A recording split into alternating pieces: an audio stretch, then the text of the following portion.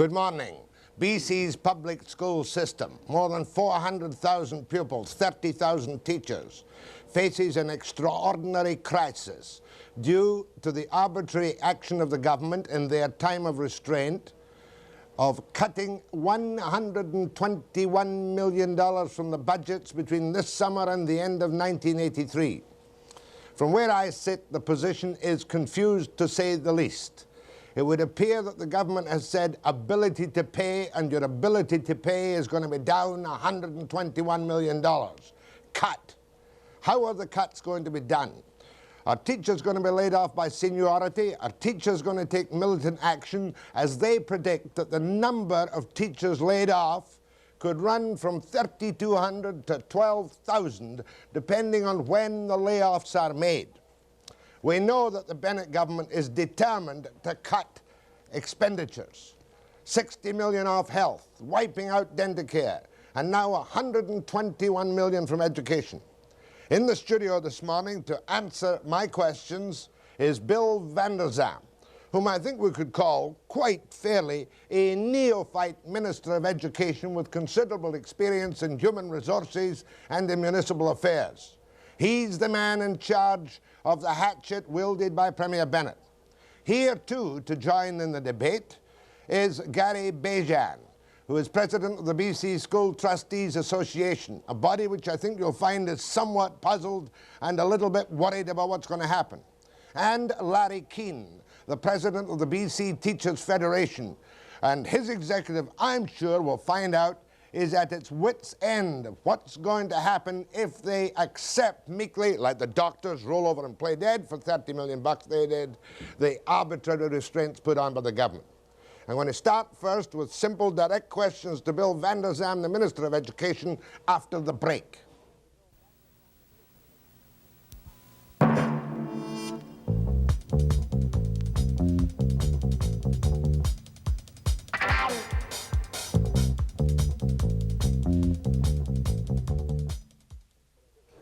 There is a bit of a spectre of chaos in the educational system due to the government's actions. Bill Vander Zalm is Minister of Education.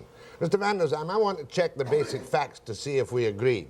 How much between August 1st, 1982 and December 31, 83 have you cut from school budgets? Well, there was a cut required initially when the first budgeting process was near an end at the local level, and a further cut now.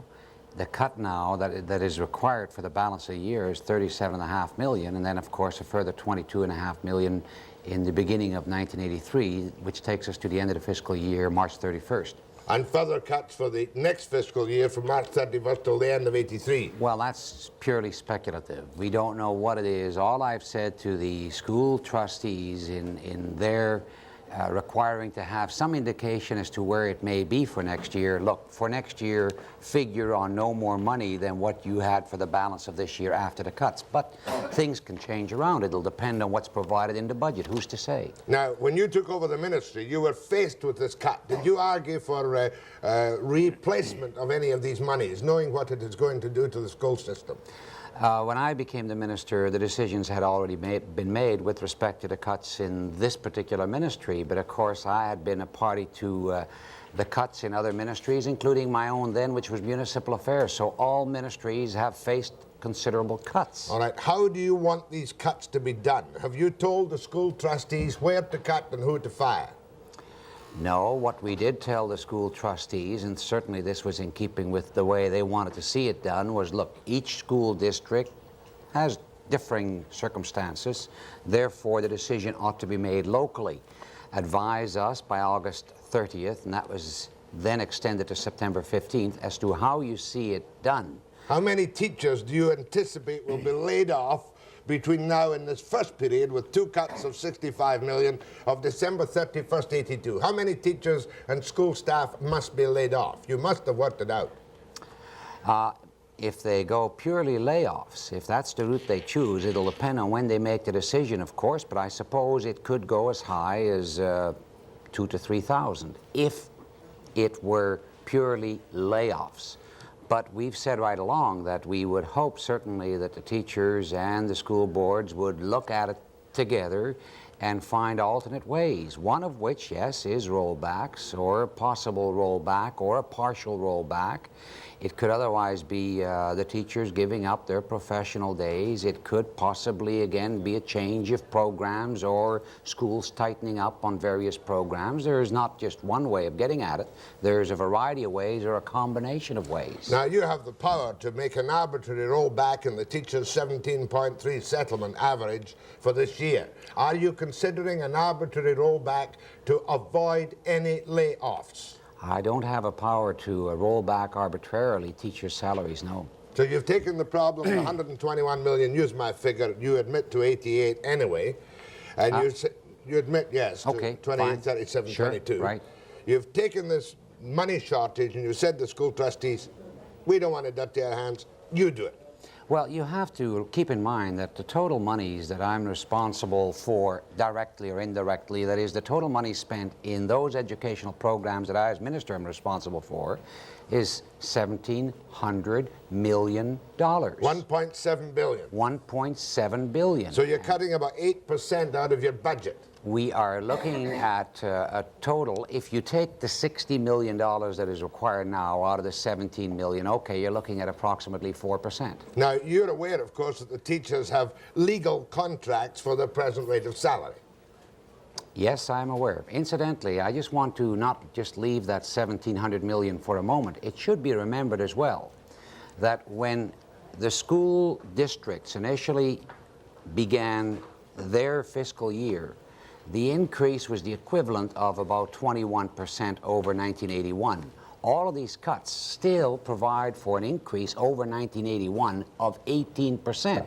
So it's not like there's less money than last year. There's in fact still 18% more money than last year. And hey, there's a lot of people out there in business, working in various enterprises that would be tremendously happy with even half of an 18% increase. So it's not like education didn't get a substantial increase. All right, you make it clear to me, Mr. Vander Zalm, that the teachers got a healthy increase, to which you resent a little bit now in times of the recession.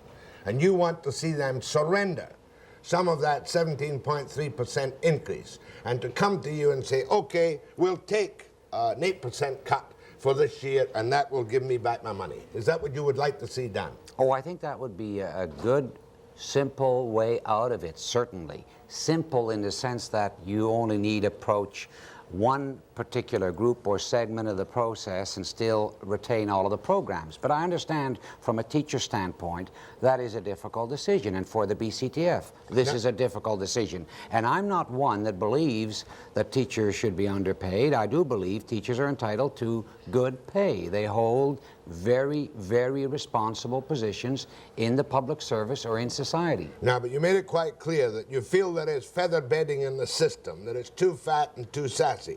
What programs would you, as Minister of Education, who are the philosophical leader of the system now too, what programs do you want to see cut? Do you want to see teachers' assistants out as superfluous?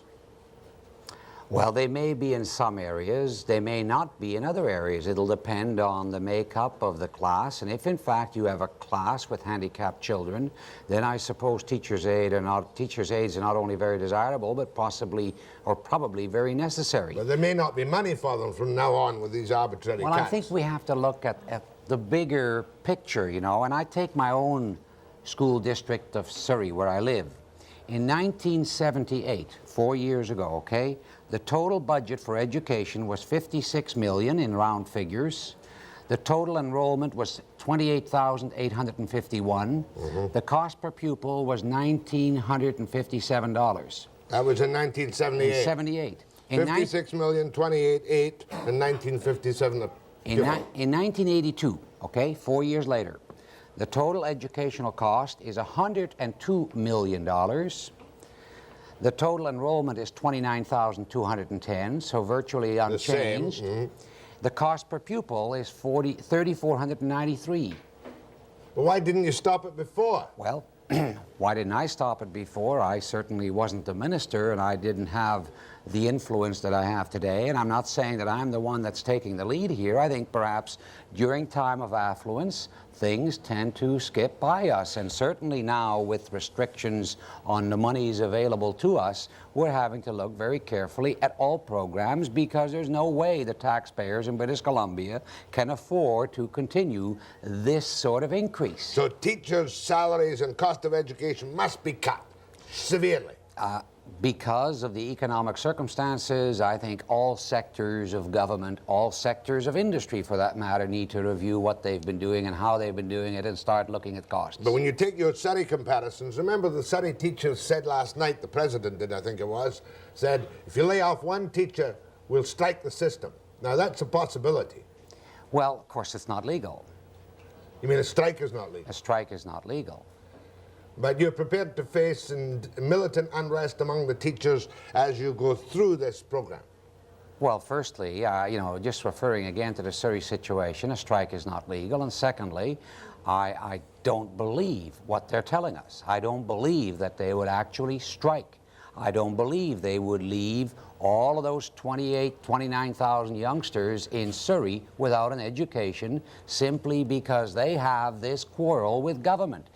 You know, I think our first and prime concern ought to be the youngsters, and we should collectively find a solution, which is why I volunteer to meet with the BCTF and the BCSDA as often as need be to try and come up with as reasonable a resolve as we might, considering the circumstances. Well, let me get this clear, though.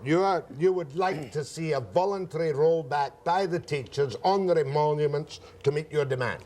I would like to see that, because I believe that this would be the simplest way out. Now, in the meantime, simplicity in the sense that it's, like I say, can be done fairly quickly, fairly easily. On the other hand, there may be better combinations of things, which is why we're leaving it to the individual school districts. But that will create chaos. For instance, teachers, I understand, have no seniority provisions for layoffs. How will a school district lay off teachers when they come up, as they are now, against this multi-million-dollar cut?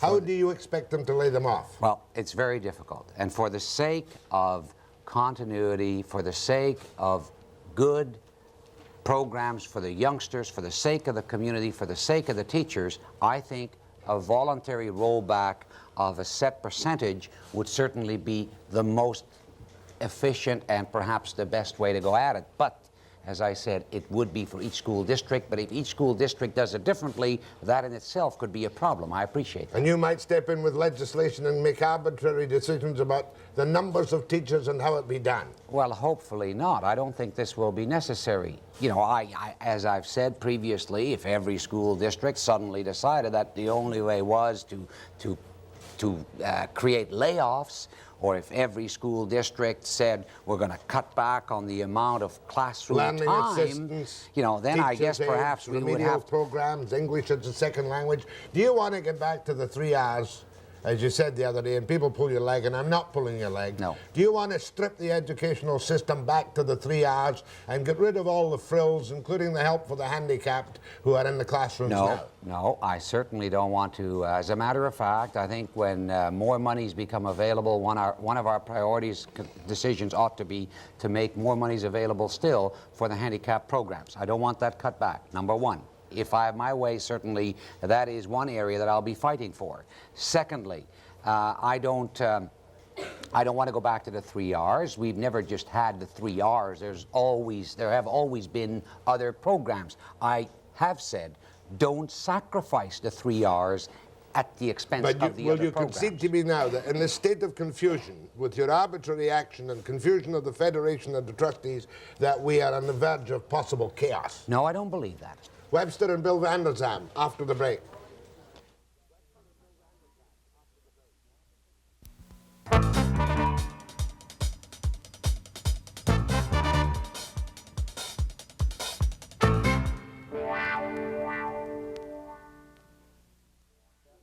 Get the picture about BC's public school system. They are now in the middle of arbitrary ordered cuts by the Social Credit government on the basis of the potential $1 billion deficit which Premier Bennett told us about yesterday. And the situation I think we'll find is a possibility of confusion, chaos, and militancy. I'm going to go first to Gary Bejan, who is president of the BC School Trustees Association. Do you know what's happening, and have you been given any clear directions by the ministry on how you have to cut this money? No, the government has just given us the totals that we have to cut, and they have said that school boards have the autonomy to be able to get in there and to try and make whatever cuts are necessary within whatever program areas. Effectiveness of what will be the effect of the cuts you are now making and must make in future? At the present time, school boards are stripping out of their non-salaried accounts many items that they feel that they can get by with less this fall. That doesn't mean to say that the children are going to have a better education. Okay, we're cutting out a number of the non-salaried items. We're also looking at having to cut staff as one of the alternatives if we cannot reach some kind of wage package rollback or an adjustment to the wage package. Have you got a proposition as to how this can be sanely handled by the BC School Trustees Association? Well, one of the suggestions that we made to the minister at the very beginning was the possibility of using the end of December and just shutting the schools down for a complete time. For how long? For a week, as a suggestion throughout the province. We found that to be a very sane, rational way of doing it, that the children would not be hurt during that type of operation. But the teachers would lose pay. The teachers would lose pay, and we're saying that this is a rational way to go. This is a crisis we're dealing in. We're not asking the government to cut back a week for the next 10 years. Do you agree with the restraint policy? We have said yes. In the economic times, restraint is necessary. We disagree in the manner in which it's been foisted onto school boards. So you've said to the ministry, let's close the school 5 days earlier for the Christmas break, and that would save you $37.5 million? It would save part of that, a good part of that, Jack. The other part would have to come out of non-salaried items. What's a non-salaried item? Things such as field trips, things such as support staff to school districts, aides, this type of thing. Non-teaching items? That's right. Have you considered that proposition before I get to Mr. Kuehn of the BCTF? Is that the kind of cooperation you want? Would that satisfy you? No, it wouldn't satisfy me, no. I've said, I've said publicly that I would not personally support any attempt to cut back on the school year or the time provided in the classroom. So that's However, it's not to say that certainly school districts couldn't propose that come September 15th. The option is there for them. But I've said, and I say again, I believe that to be a bit of a cop-out. Granted, there's a time before a holiday when possibly the amount absorbed by the pupil in the classroom is somewhat limited. But when you cut back that time, it only means that you cut. One more question to Gary Bejan. If you have to do it by layoffs, do you have power to lay off teachers? We have the power to terminate teachers. We can't lay them off and call them back. We don't have logs to sell if things get better. So we have to let them go, and they're gone permanently from the system. Can you pick out any teacher at random and say you are a victim of the system? Off. At the present time, we can only close a classroom, a department, or a school, and it cannot use seniority. Okay, if you're faced with the Vander Zalm solution of really chopping, how many teachers, say by Christmas or by next spring? At the present time, by the end of September, we're looking at 3,100 teachers. Laid off. Gone from the system for good. Terminated. That's right, terminated. And we're looking at roughly about 12,000 teachers and non-teaching staff by the end of December. Now I'm going to turn to Larry Kuehn, who is president of the BC Teachers Federation. And you're a man who has used very strong language about the minister. You've called his techniques and his tactics, or the department's tactics, extortion, icing on a poisonous cake. Do you still mean that? Yes, there's no doubt that it's extortion. If you simply look at the fact that they're, in essence, taking hostages of up to 3,000 teachers in this province, the teachers who've already received termination notices, and they're coming, in effect, to teachers and saying, you pay ransom by giving up part of your income, not just this year, but for the rest of your life. You give up income to get those hostages out. And I don't think that there's any other word than extortion that you can use to describe that. What they've said to you, what they've said to your employers is, you've got less money, make the teachers suffer? That's in essence what they're saying. Now, do you have any proposition, do you agree that there is need for government restraint now because of the potential billion-dollar deficit? There already has been government restraint in education. The first round of cuts that were made last February reduced 1,000 teaching positions from the school system in this province and hundreds of more non-teaching positions. They're already, in the schools that opened on Tuesday, much worse conditions than there were last year. There are larger classes. We're getting reports of more than 30 students in science classes built for 24 students in terms of their lab capacity. There are a number of support services that were already cut from the system. We already have faced that kind of restraint. We are already under the same wage controls for the next 2 years that all of the rest of the public sector is. That restraint is there, plus a lot more. They're cutting in much more deeply into education than they're cutting into other areas such as municipalities. I want to answer that because that's not true. We're cutting into all programs. We're having to cut into all programs because the revenues are not there from forestry, from mining, from sales tax, from income tax. We can't make the money. We can't go to the people that are now unemployed or those that are having to take cutbacks in business and say, we're going to tax you more still in order to pay for the educational system. The educational system is still 18% richer this year, even after the cuts, than what it was in 1981. Let's not lose sight of that. There isn't one ministry, there isn't one department in government, there isn't one business out there that has 18% more this year than last year. I'll come back to you in a let's second. not talk poverty. Totally misleading, those statistics that he's giving, because you have to look at when the cuts are occurring. All of the cuts in education are occurring between September and December. If you take the 4% that he says is taken off of the 82 budgets and say that's only 4% of the total budget for the year is coming off in only 4 months, that's close to 10% of the education budget that's being cut right now. That's why the cuts appear so much more drastic in education. I want to make a point which I touched on with Mr. Bejan, that it's an arbitrary cut of 65.5 million. The later the system is in making these cuts, the more the disruption. In other words, if you don't get an agreement and a rollback, masses of expenditures will have to be saved by December 31. Am I correct? Yes. And you'd have to close this, if you didn't take any action between the three of you, by December, you'd have to close the system for... The system would have to close because we've run out of money. Our grants have been cut.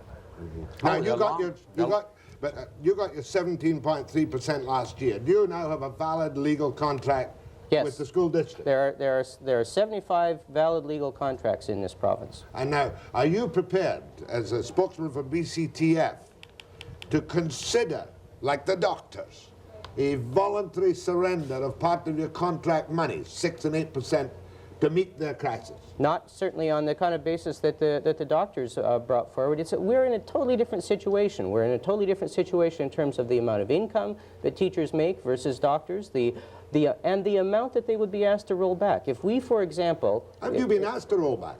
Has anyone approached you and said roll back? The previous minister...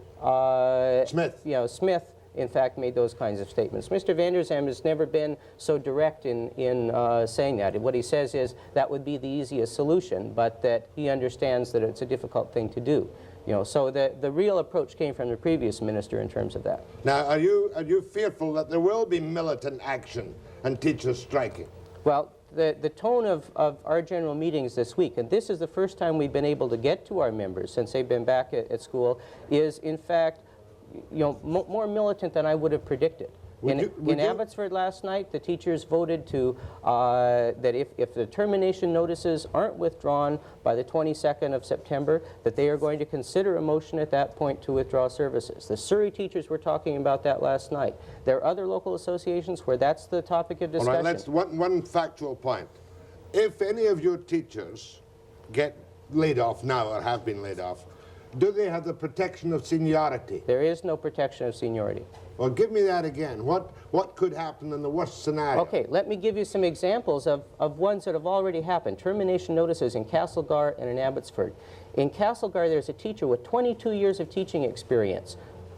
Just received a termination notice. That's it. In Abbotsford, a teacher with 30 years of teaching experience got a form letter saying your job is ended, not even a thank you. Another teacher with 22 years of teaching experience, an administrative assistant in the system. Can you bump people down the system as in a union? There is no provision for that in the School Act, and the law in this province hasn't allowed us to negotiate for the whole range of things that everybody else has in their contracts. So we haven't been in a position to negotiate. So therefore a school district could say, correct me if I'm wrong, any one of you gentlemen, okay, councillors are a frill in this big high school, right. fire 5. That's right. Is that correct? It's exactly what they did in Castlegar. They hit counselors, the counseling system, they hit art, music, drama, industrial education, home economics. They're gutting the secondary school system. That they can't offer anything approaching the kind of secondary education. Are you glad to see that kind of decision where they hit counsellors, art, music, drama, industrial education, home economics? Are these the frills that we can do without? No, I'm not happy to see any layoffs, and I'm not happy to see arbitrary layoffs. I would much prefer that there was a more logical approach to this whole situation, preferably avoiding layoffs, but if we did have to consider layoffs, that it could be done differently. I'm also, you have no plan. I'm also surprised that, you know, it appears at least, and I could be wrong, that where they are talking layoffs, or where in effect they've done that, they've not looked at the administrators, the fat at the top. Okay, let's talk about the fat at the top with Gary Bejan and the teachers and Bill Vander Zalm after the break. That's mine.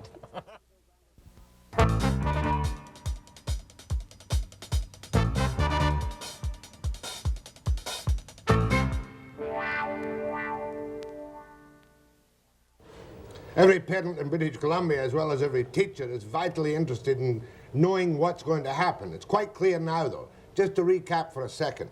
1, there have been layoffs. There are no seniority provisions of protection for teachers.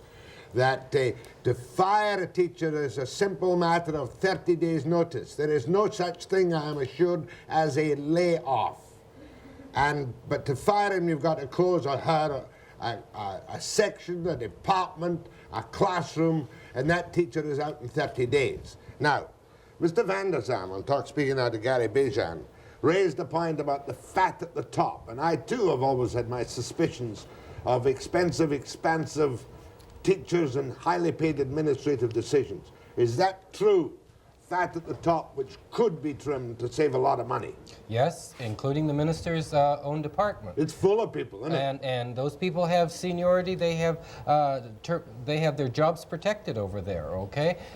In terms of school districts, every district in this province has been looking at it. Superintendent down all the way through all of its staff. Have any yet been fired? Not superintendents, but we have. I have a list of administrative positions that have not been filled as a result of the second restraint program. So we are cutting in administration. Where is your proof of fat at the top? Well, it's a general statement, I agree, but certainly it's not just in numbers, it's also in salaries. Everyone certainly must be aware of the fact that superintendents in the school system, as well as secretaries and administrators, by and large, receive considerably more pay than the Minister of Education or a Deputy Minister of Education, or many of them perhaps much more than what the Premier receives in the province. So the salaries are very high. Would you like to see a number of these highly paid administrators chopped before they go to the classroom teaching? You know, again... Would you? Well, again, I really can't rule on that, because I think each district needs to look at this very carefully. It'll vary from place to place. I'm aware of one school district where they laid off the superintendent, then hired him back at the same salary as a consultant for 5 years. So they've done all sorts of things, I think Gary would agree, that tend to inflate the cost, and we've got to start looking at this. You know, if we don't, Jack, look at some of these programs, look at where the costs have been going in education, it's like not deciding on the crisis we face today. The longer you leave it, the more dangerous it becomes. If we don't do something this year to say, where are we going, what can people afford, next thing you'll know, we'll have nothing. We'll spend ourselves into oblivion. We'll have nothing to spend. Well, I want to ask you something. You're a seasoned politician, and there's the president of the BC Teachers Federation, perhaps not your best friend. But has anybody, have you yet asked him, or the school districts, to consider a rollback which does not alter their present basic contract? In other words, a kind of doctor's kickback or give back. Have you asked them to do that? Well, I would hope all school districts would meet with their teachers. I think the teachers ought to be much involved in the whole of the process, in the whole of the decision-making process.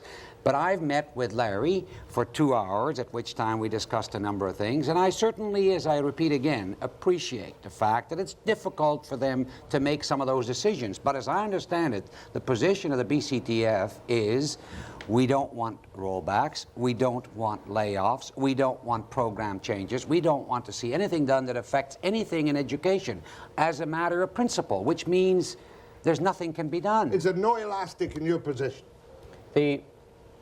Our local associations will be meeting with school boards, and they're prepared to sit down and talk about a variety of options, but they have to be consistent with the principle of maintaining the school system. But surely this is unfair. An efficient school system with a tight budget is meeting much the same slash as if there is a poor system with a sloppy budget, right? That's right. So the good systems are going to be hit harder than the poor system. Good, exactly, and we've seen it all through the restraint program. Are you faced with the fact now that you might have, how many school districts in BC? 75. 75 different methods of chopping down the teachers' emoluments? That's exactly what could happen.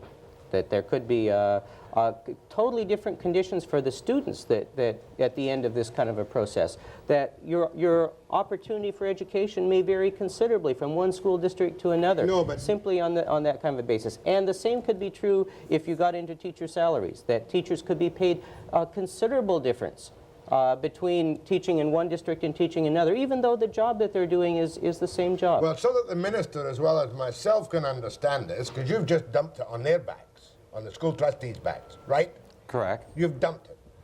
You will have 75 school districts, each paring the budget. Some might close classrooms, wipe out art, music, drama, industrial education, and some might achieve shortening of the system, closing the school for an extra week or 2 weeks or a month. Is that right? Well, that's what some would like to do, but the minister won't allow that to happen because we have to keep within the prescribed teaching days. And so we cannot alter the number of teaching days that we have to offer. So unless the minister agrees, you can't shorten the school year. That's right. With the teachers and staff being unpaid during that extra shortening. That's But right. you know, there's a tremendous challenge here for the school districts to do some things that will not affect the quality of education and yet Impossible. make the whole of the system much more reasonable. Let me explain. Oh, I will after the Okay. break. I will All after the right. break. Bill Vander Zalm after the break.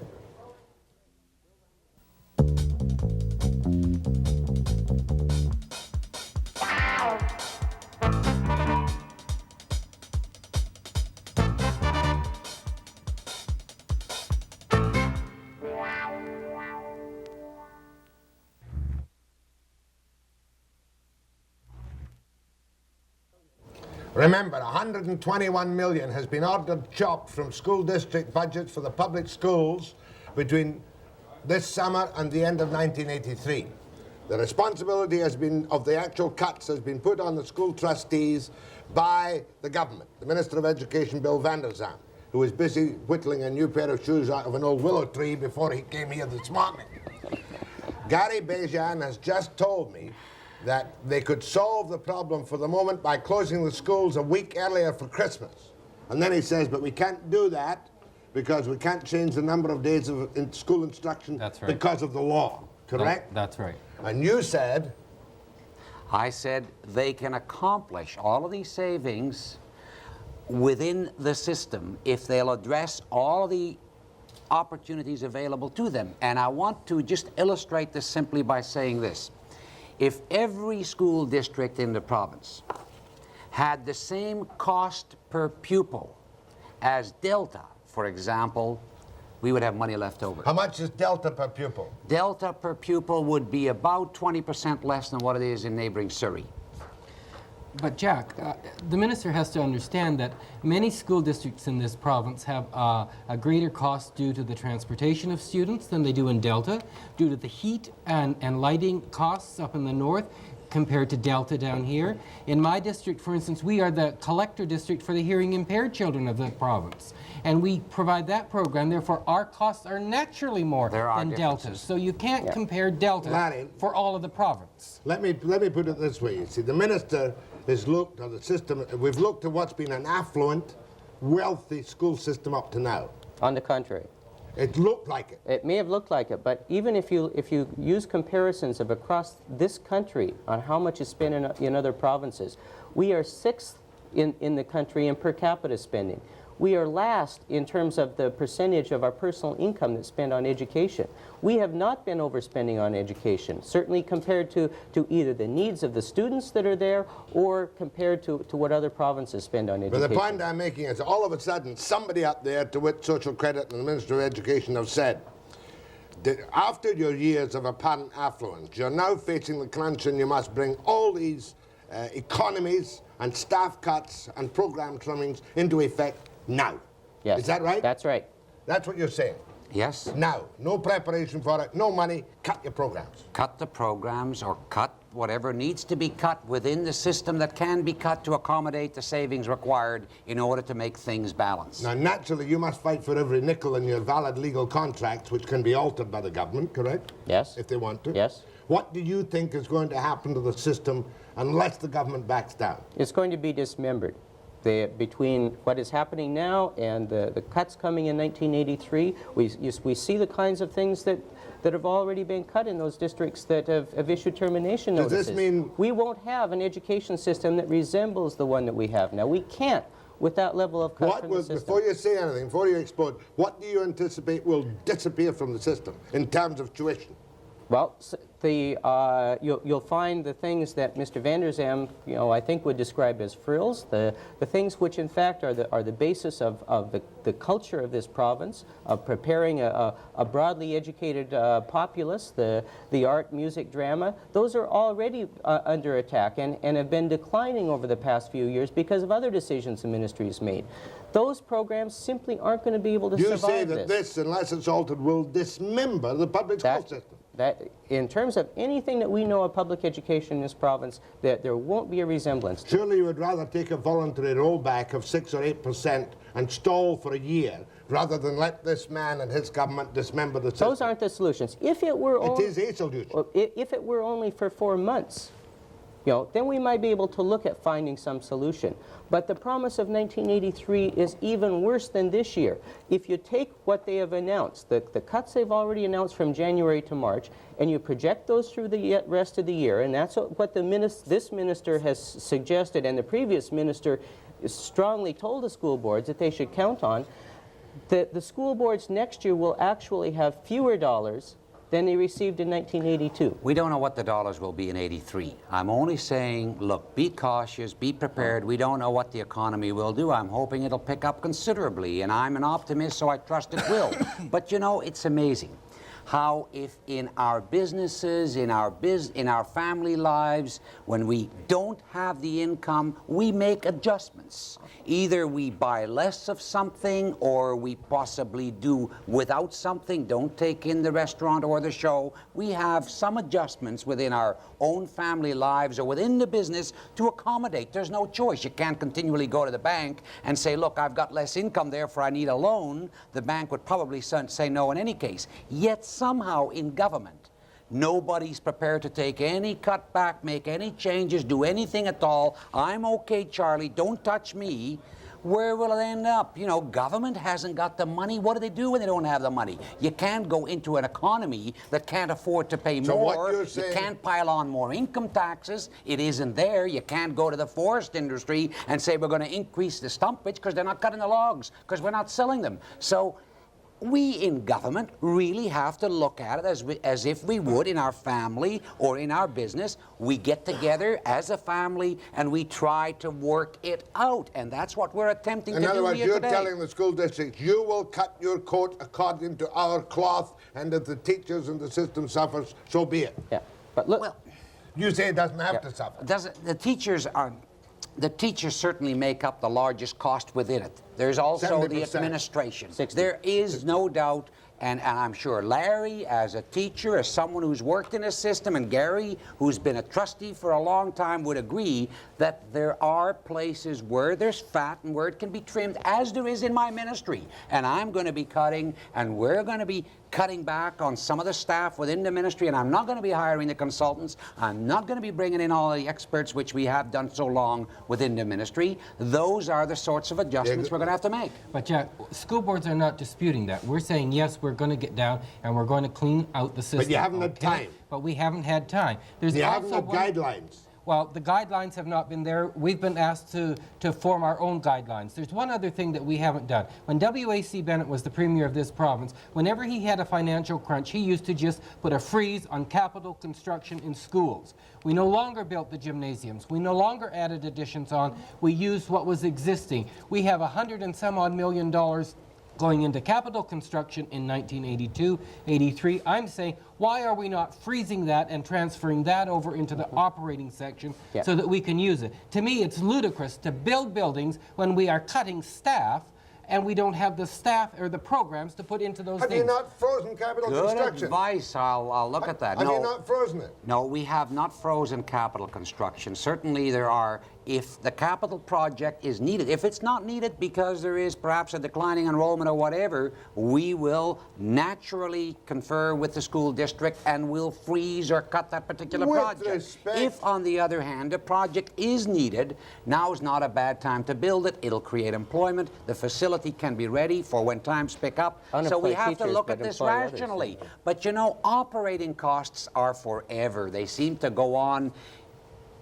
always and forever, and it's each year costing a whole lot more. Let me get something clear, though. You are the new minister, so you may be forgiven something, but you haven't yet considered cutting, freezing capital construction costs in the school system. Not a total freeze. We're looking at individual capital projects, certainly, and Regardless, if there isn't a case... how much human suffering will there be in the reduction of the school budget by $121 million? There will be considerable. There's already been considerable human suffering among the teachers who received the termination notices and among the students. For example, in Abbotsford, one of the teachers terminated teaches the mentally retarded. His program has been eliminated, and those kids are being told they have to go into a regular classroom. They won't survive a matter of days there. They will simply retarded go into normal classrooms. They're educable mentally retarded in Abbotsford. That program is being cut. Mind you, those kids are, and to put on my other hat, you will concede, though, that the teachers have been kind of pampered darlings for a number of years. I disagree with you entirely. You would say they have been. Well, certainly over the last number of years, we've come to think that somehow the classroom size must forever be reduced in order for the teacher to be effective, and I don't think that's necessarily proven out. How many would you like to see as the present classroom size on an average is 22.9? Well, is that too small? Okay, the teacher-pupil ratio that we hear about all of the time is supposedly 17.5. 16.61. This is misleading because there are many administrators, teachers' aides, counselors, librarians. So, you know, the figure in reality is considerably more than 17.5. Can we stand bigger classes? We could probably increase without really having any detrimental effect on the teaching process. I'm not suggesting that they need to increase tremendously, but some increase could be allowed for. Most of the improvements in pupil-teacher ratio in the last few years have not come in class size. They've come in the special programs, and a lot of that's been imposed by the government. When the government said that students with special needs, the hearing impaired, and like that was in good times. Now we're in bad times. They were going to be integrated into the schools, which I think was a good decision. But you have to put more teachers in to give the assistance to those kids. We're going to go to the phones, those with a vital interest in the system. I want parents and teachers. That's what I want. After the break.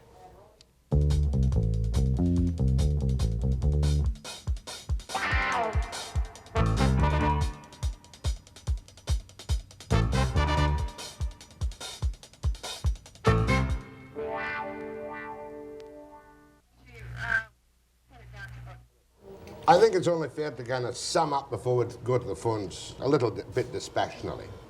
An admitted $88 million must be cut from school budgets by March 1983. The cuts thereafter will depend on the tax revenues and the economic situation of the province. The decision was taken by the government, the school board's told. The teachers have not had any great input into how it's going to affect them. They have no seniority.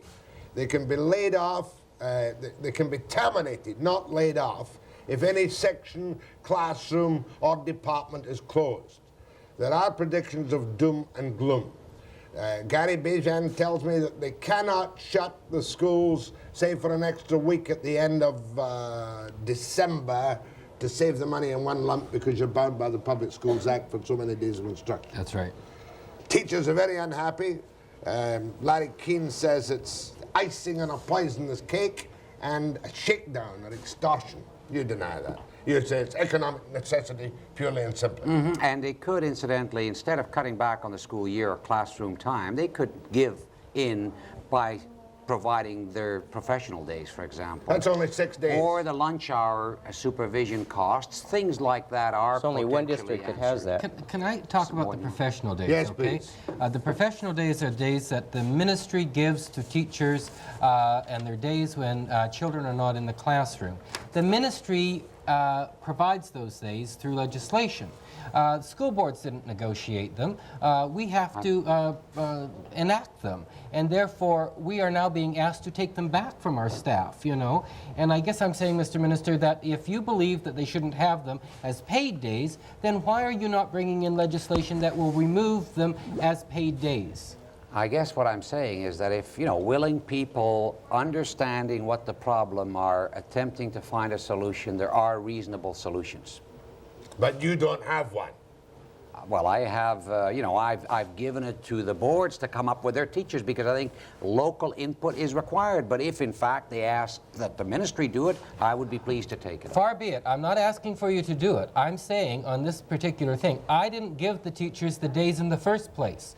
They're your days, and the Minister of the Crown, who is the Minister of Education, gives and takes away on those days. I appreciate what you're saying, Gary. What I'm saying, if Gary, on behalf of the school trustees, came to the ministry and said, "Okay, Mr. Minister, you find the solutions," I'd be willing to consider If he that. gets up against the wall and can't cooperate with the teachers, you'll take over and make the cuts. I'd be willing to consider that if they come to me, but I would like them to do it because the autonomy ought to be there with the school districts. Do you because have things any will vary. status in this at all? No, what happens is these two sit and negotiate over our pay and our working conditions, and we aren't even at the table. We want you involved, Larry. Go ahead to whomsoever you wish. Yes, Mr. Vander Zalm. Hello, go ahead. Yeah, I'm here. Mr. Vander Zalm. Yes, sir. You're talking about... That's a bad line, I can't take that. There's an echo on that line. I hope these phones are all right. Go ahead, please. Hello. Hello. That's you, sir. Yes. I'm a UBC graduate. I've just finished a course sponsored by the Ministry of Education.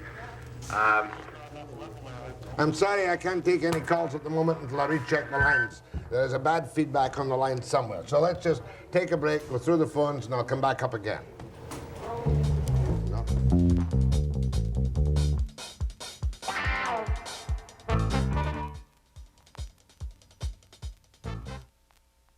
Please. Hold on, please. Can you check that on some parallel line, Ron? I can't use these calls. Okay, I'll open the line now. Hold on, please. Are you there? Yes. Can you speak up a little? Yes, I'm here. Can you turn up the volume a bit, Ron? No, that's no good. Hold on, please. There's something wrong with the system. Are you there? Yes? Well, that's not too bad. I'll use you first. Do speak up. Make sure your television's down. I have it turned down. That's good. No, there's feedback on it. Hold on, please.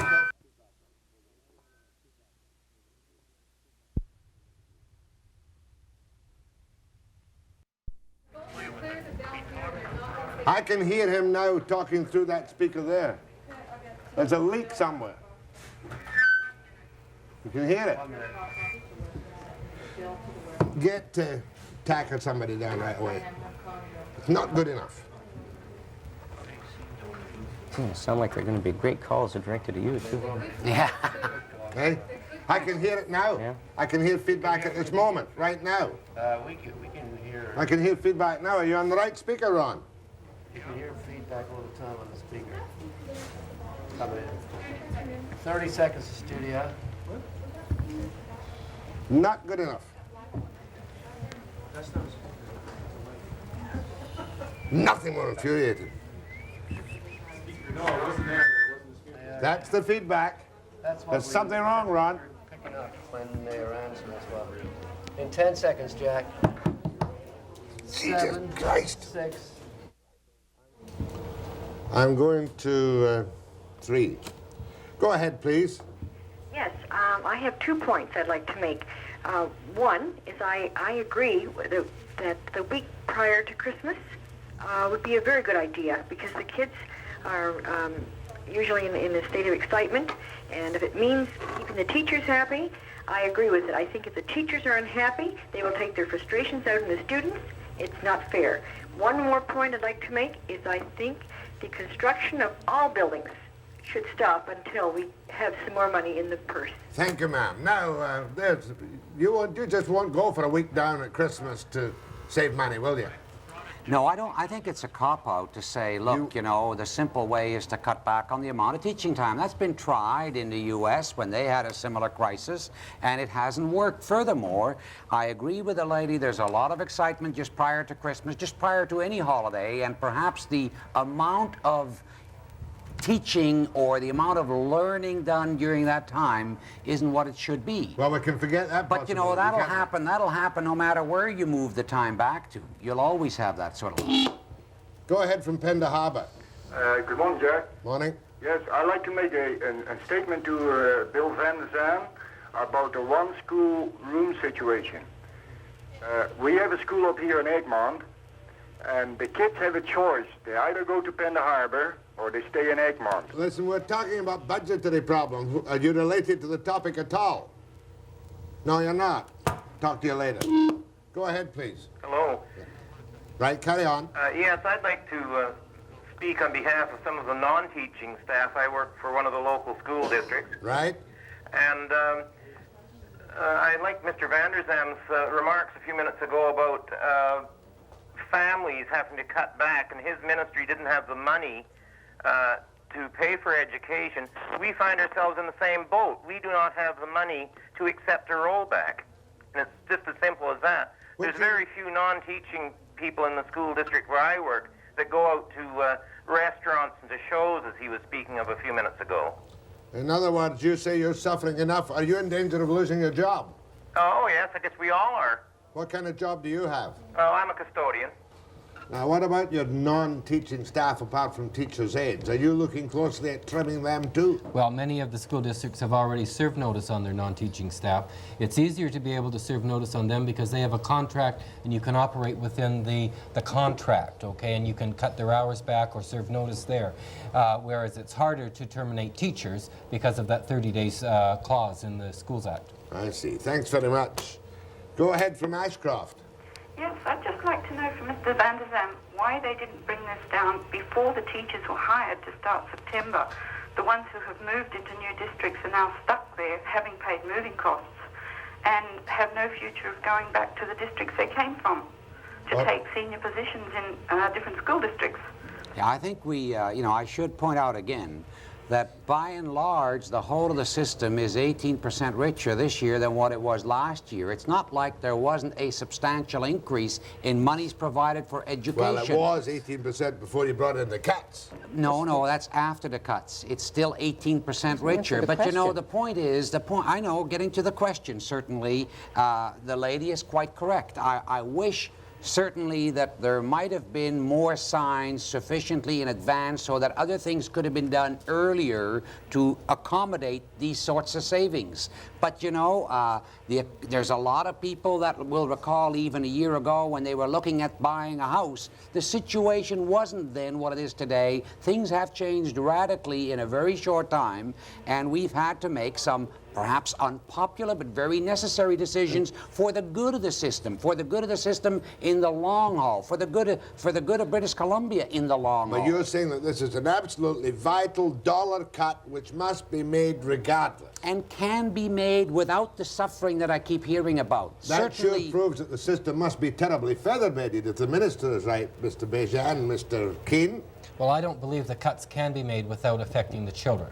I think that every child in our system is going to be affected some way or another with all the cuts that are going on. It's true that our budget is up 18% over 81, but the minister must understand that all but 4 months of that budget have been spent already, and the major cuts are taking place in the last 4 months. And this is where all the effect is taking place. The cuts were not made in the first part of the year. We made all of our whatever cuts there out of the non-salaried. We're now into looking at salaried people to have to cut out this fall. Mind you, I'm impressed by the figures the minister presented for the Surrey School Board. From 58 million in 1978 to 102 million in 1982. 56 to 102. 56 to 102, that's terrifying. No, I think you have to look at you know, obviously inflation is a part of that increase, and and much of the rest of that comes from the increasing demand for service. The fact that there are new programs for children with special needs. And they put them in. That's right, and the government said that the districts were going to run those. You have to look at what's really there in terms of... Have you examined what programs, from a ministerial point of view, put in by your department are going to have to be cut? No, you haven't. Well, you know, we haven't examined specific programs with a view to cutting them because we maintain still that school districts can come at this in a way, and I agree that potentially there's the possibility that teachers may have to roll back some of the increase they received, and I don't know what the average increase is for teachers. I guess it would this year over last year. I'm not arguing the amount, it was negotiated, but you know, it shouldn't be overlooked that there's, for most teachers, an automatic increase of 3% annually, and this is an incremental thing, and then you have 17.5% over that, plus you have all of the benefits. I guess the cost to the school districts for that alone this year over last year may be something like 23 to 25% or more. No, that's not right, Mr. Minister. The 17%, yes, that was negotiated. 17.5%. And the increments are part of the package, or sorry, the increments are outside the package, and you add that on. That's 20. But the increments only apply as people get more experience. You 12 start years. it takes you 12 years of teaching in this province to get to the top of a pay scale. Not arguing Any fringe benefits, though, come out of the 17%. Out of the 17%. That's that you reduce the pay package to get Well, a those typical benefits. teacher with a 5 years university or five university 10 years experience, 38,165. I just threw it in for. Let's go. No reaction. Go ahead, please. Jack? Yes. Yes. One thing that's bothering me is I'm wondering about the non-teaching staff. I know for a fact of a young girl that has not yet finished grade 12 that is working in the Surrey Library and earning $9+ an hour, between $9.50 and $10 an hour, part-time work. Now, to me, that's exorbitant wages for a student. Minimum wage, yes, but not $9.50 an hour. In a library, I think that is far too high. Also, I live in Surrey, where rather than the population going down, it is going up. I am worried on both sides. My daughter's in grade 12.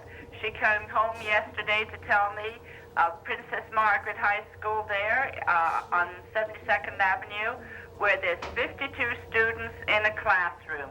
I think there's something wrong in the whole school system, and I'd like to see Bill look at everything right through, the non-teaching, the teaching staff, and everything. You might have to do it yourself, as far though. as I'm concerned, I would like, rather than to have any strikes or anything, I would much prefer to see 5 days taken off at the end of the year rather than to interfere with the students' schoolwork. Fair enough, but that 5 days, correct me if I'm wrong, gentlemen, would only take care of 37.5 million, the second cut for this year. Well, we don't know just what the budgets will be for the whole of next year. Certainly, we realize now that between January 1st and March 31st, which is our fiscal year, but into their new fiscal year, there has to be some cutback. But what the balance of the year will bring and whether there will be grants back, we don't know now until we know what the economy of the province will do in the next while. I have to differ on that because your ministry has already sent out to 75 boards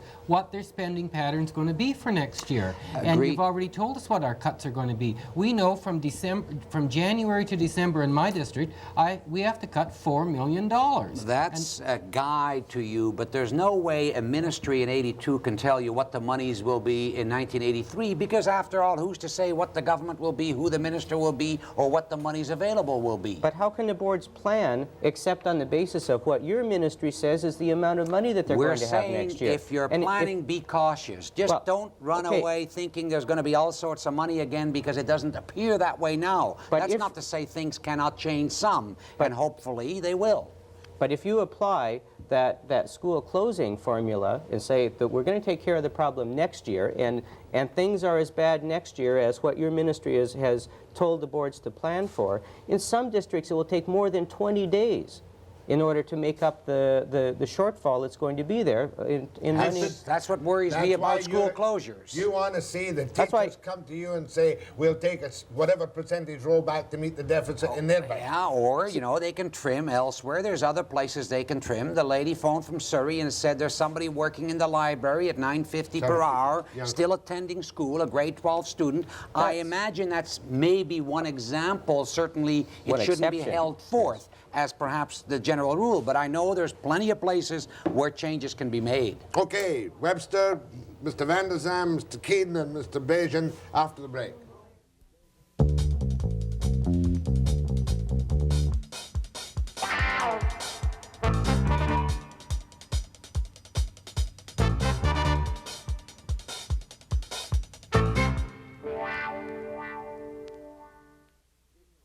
This discussion on the educational crisis has not been without some light as well as a little bit of heat, has it not? We know the score now.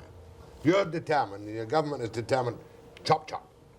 It's as much a necessity as a determination on account of this. You made your point very well. Your position is, we have to do it, we'll do it, but it's going to be very difficult and will damage the system. We said that we will make the cuts. We have the ability to make the cuts, but it is going to hurt the children. And you say the teachers are being treated like garbage. And that we aren't prepared to stand back and just let the system be dismembered and the children hurt without a fight. Oh, was it one of your friends, which I'll cue Mr. Vander Zalm on, who said last night at Surrey, lay off one and we may well all strike?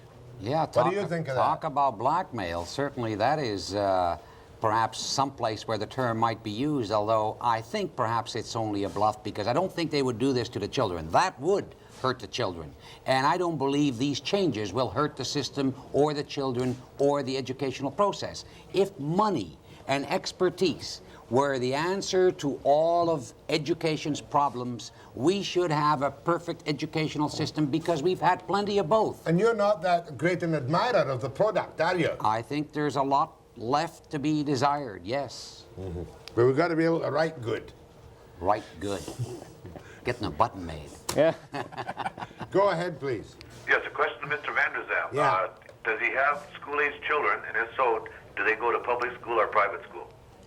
My children have gone through the public school system, with the exception of one daughter went for 1 year to an independent school, one son went for 2 years to an independent school. For the most part, they've been in the public school system, and they're very happy to be out of it now, because my daughter only graduated last year, and she's grateful for it, particularly since I understand yesterday in Surrey, the classrooms were told the bad government is doing all of these things, and things are going to be rougher for you and all of this sort of thing. You mean teachers are campaigning against you in the classroom? Well, I suppose that's to be expected. It's unfortunate. I would hope they keep the politics out of the classroom. Did you send to independent school because you thought they'd get a better education?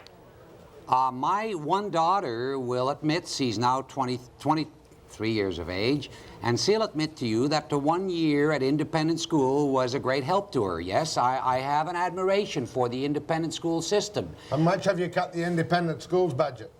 By a similar percentage. We've not heard from them.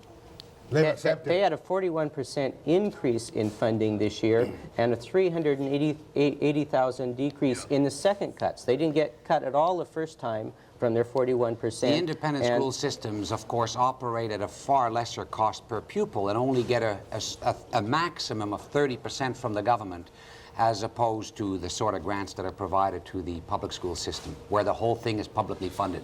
Go ahead from Victoria, please. Yes, you know, talking to the teachers, they talk about cutting wages and that they can't afford to take the cut. At $38,000 a year for a 10-month year, plus the Christmas holiday and the Easter holiday that they get, is not too bad compared to my wages. That's not even the average salary of a teacher. He's chosen a teacher who is at the top of the experience in Category 5. That's a 10-year experience. A typical teacher with 10 years experience and university degree, 38. But the average, including principals and vice principals, 33,445. That's right. Yep. So, and that means that a lot of teachers are making a lot less than that $33,000. That includes administrative allowances and the whole bit. At all. but it is for a 10-month year, plus Christmas holidays, plus the Easter holiday. And when I look at my own school district, they only teach for a 4.5-day week, in that every Friday afternoon they have a development day, quote unquote. Not every There's no Friday teaching afternoon. time involved at all. Which school district is that? That's in Richmond. Richmond. Are you aware of a 4.5-day week in Richmond? Well, no, I'm not. It would probably just be with an isolated school that they've decided to do that, and they will have provided the same amount of instruction, but in the 4.5 days. Let me ask a longer day. Let me It's ask a the longer caller a period. question. Do you think the teachers should volunteer a rollback to meet the deficit in teaching costs? Of course, because like all of us in our own families, we have to cut back and we have to take Well, your some cuts. brother I've had to do it in my own business. We've all had to do it. It's not my brother, but he makes good sense. 4.5 day a week that they have put in Okay, I've in got our your school point. district. Thank you very much. Must take a break, and I think it's a final section with Mr. Vander Zalm, Mr. Kuehn, and Mr. Béchamp after the break.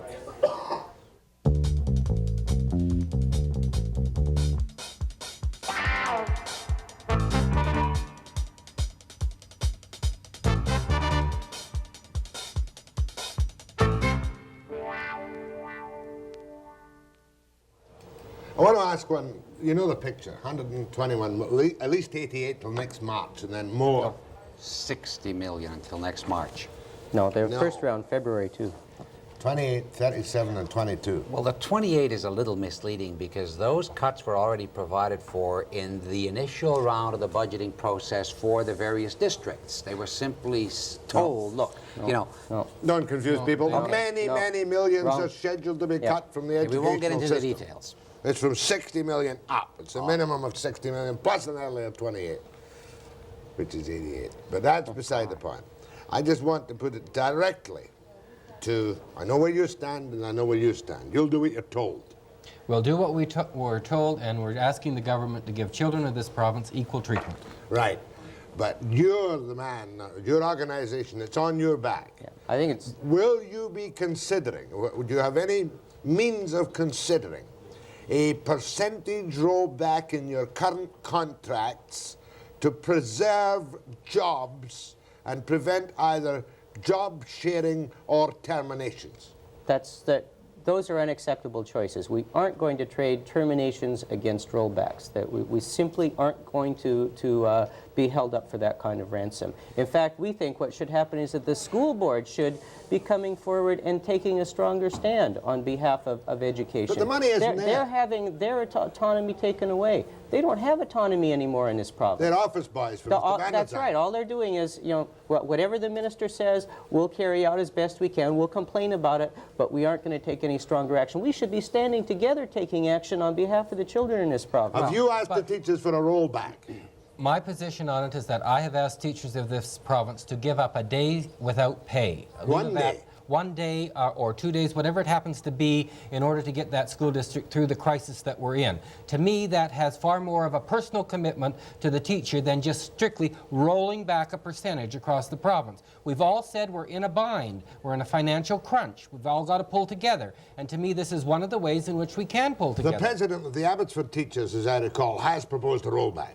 No, but his association took quite a different position yesterday. But are you prepared, have you any machinery by which you can get the teachers together, and there are, God knows what, 30,000 of them, 30,000.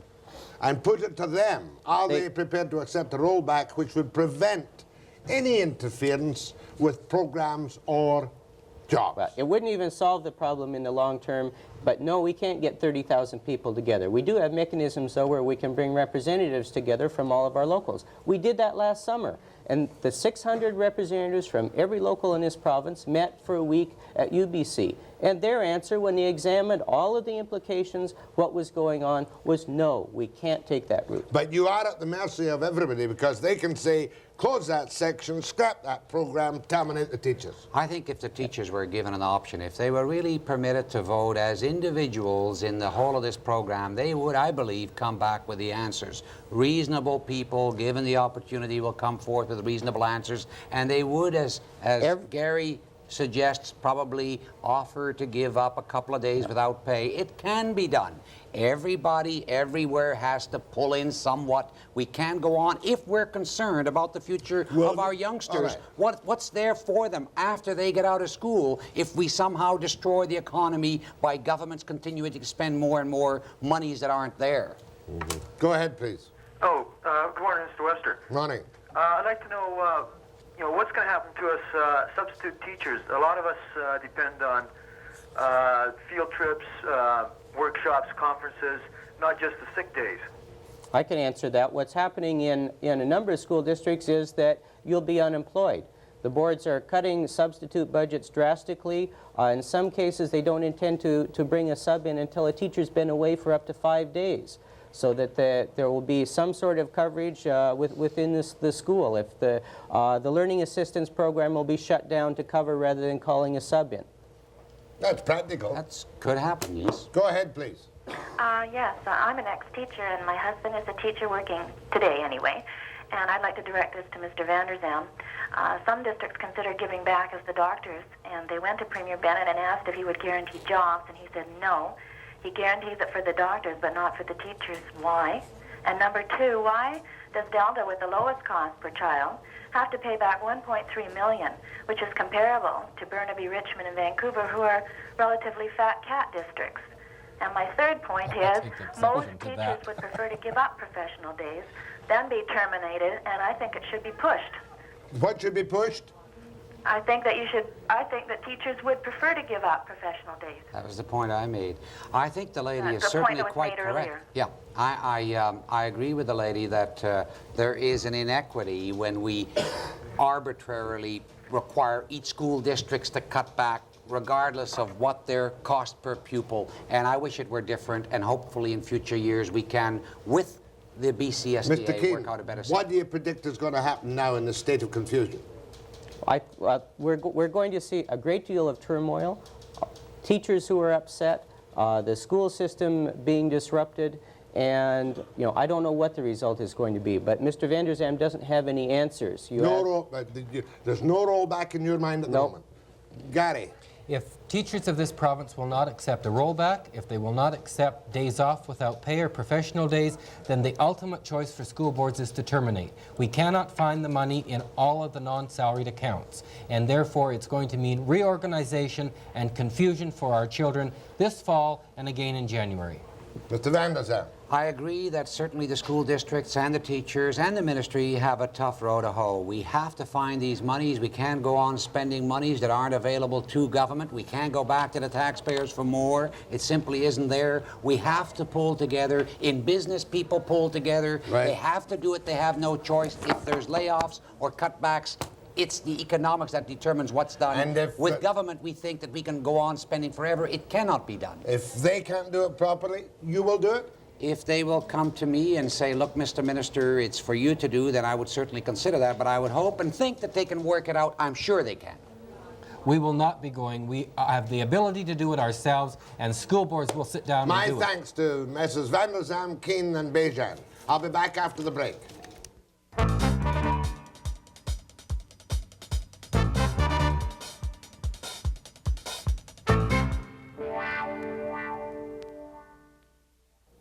The Vander Zalm, Kuehn, Bejan explanation of the educational crisis will be rebroadcast at midnight tonight on Channel 6, as will my normal programming be rebroadcast on 6 at midnight. Tomorrow we've got Dr. Jory of the BC Medical Association and John Fryer of the BCGEU at 9 a.m. precisely.